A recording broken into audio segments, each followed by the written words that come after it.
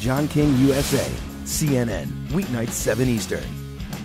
The Senate Tea Party caucus held its first meeting today, and so far, it's a small group, just 4 members. One of those members is the freshman senator from Kentucky, Rand Paul, who joked at today's meeting that he can already see the Tea Party's impact on Washington. I went to my first State of the Union the other day, and guess who now is against earmarks? The President of the United States has been co-opted by the Tea Party.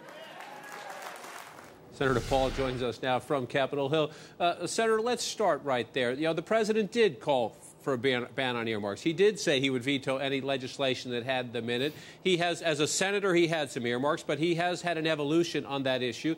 Is that proof to you that, yes, there will be some big partisan fights, but on some things there can be adult, grown-up conversations and agreements? Yeah, to a certain extent. I think the election really is resonating. I think people in Washington did listen and watch the results of the election in November, and I think things will be different. The other thing that makes it different, though, is not just the election, but it's the imminence of the debt problem. We have to do something about tackling the debt crisis. And I want to get to some of your specific proposals to do that. But first, I want to talk about this Tea Party caucus. There were other senators, freshman Republican senators, who ran with the Tea Party label who were not with you today. Marco Rubio has drawn a lot of attention for being somewhat uneasy about joining the Tea Party caucus. Does it matter to you? Do you think they should join? Is there some reason not to? Well, I think the interesting thing is that not everybody knows what the Tea Party caucus is going to be until it happens. So today what we tried to show other members as well as the country is this isn't a bunch of guys with cigars in a dark room deciding what the Tea Party caucus will be or what our agenda will be. We invited the grassroots leaders. We had 6 or 8 grassroots leaders who sat in the front of the room with the senators. We also invited grassroots activists from around D.C., Pennsylvania, West Virginia, Virginia, New York, Delaware, who came down. And this is about a dialogue. The grassroots Tea Party movement, I've always said, is open mic. It's like they want to redress their grievances. Now they have some representatives who can help them. But it's still about a dialogue between the Tea Party and between the legislature. And yet there are some, I don't know if suspicions is the right word, but there's some sense of unease among the establishment with what you're trying to do. People view it as perhaps a rival effort or somehow a competitive effort. Have you had any success in sort of easing that? Your own senior Senator Mitch McConnell doesn't love this idea. Well, I think what you'll find is that when they see what we're talking about, today we talked about a balanced budget amendment to the Constitution. The vast majority of the Republican caucus agrees with that idea. In fact, it may be universal. We're already talking about that here in Washington. The Republican senators are talking about a balanced budget amendment. I think they are on the House side, too.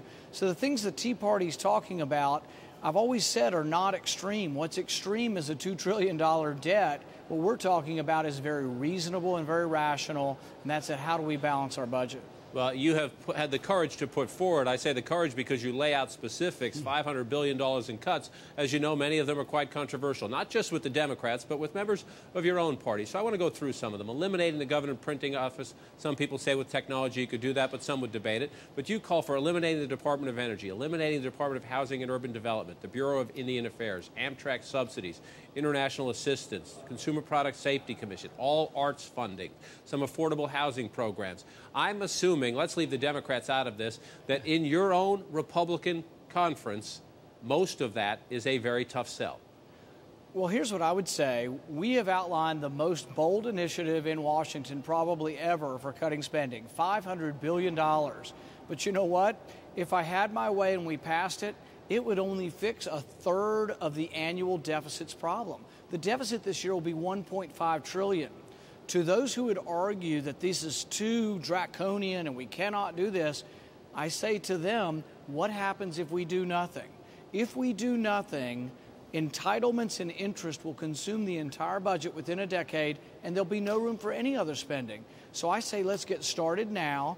My proposal may not pass, but let's start there, find things that are acceptable, not acceptable, but you can't not do anything. If we do nothing, I think our economy will drown under the weight of our debt. And what do you say to somebody out there who maybe is taking advantage of that affordable housing program, who is unemployed at the moment, who is getting that assistance for their first time in their life and wants nothing more to get off it, but needs it today?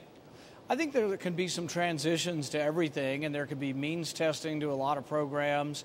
You know, for example, unemployment benefits. They do help some people, and some people can't survive without them. But if you make $1 million a year last year and you're unemployed, do you think we could exclude millionaires from unemployment benefits? So there are ways, but you've got to start the discussion. You have to emphasize the enormity of the problem. Can we cut the $500 billion? I don't know, but that's a beginning. That's where we have to start. But we can't start with $50 billion and say, oh, raise the debt ceiling, here's $50 billion in cuts.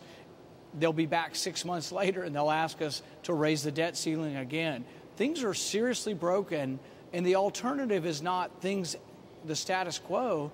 The alternative is the status quo may bankrupt America. Let me close with a personal family question. On the first day of this Congress, I was with you up on that very balcony with your dad. He, of course, is a House member, conservative from Texas. You're a senator, Republican from Kentucky. In the Dallas Morning News this morning, there was an article quoting your father, Ron Paul, saying he's thinking about running for the Senate seat that is on the ballot in Texas in 2012. Have you talked about that? Do you think that's likely?